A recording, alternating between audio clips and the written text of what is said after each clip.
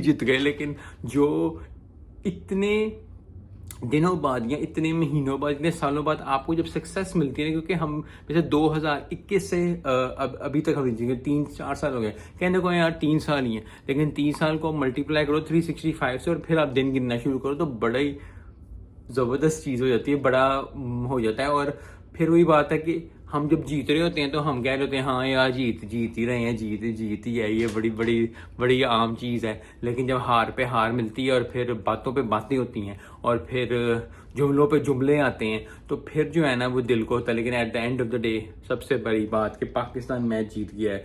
पाकिस्तान ने 152 रन से जो है ये टेस्ट मैच जीत लिया है। आज हम सुख का सांस लेंगे, आज जो है मुझे नींद अच्छी आएगी, वैसे भी आती है। अल्लाह आपको भी अच्छी नींद दे। अच्छी नींद जो है वो बड़ी ज़बरदस्त एक चीज़ है जो कि होनी चाहिए। एक मोटिवेशन की बात मैंने अंदर कर दी है। तो पाकिस्तान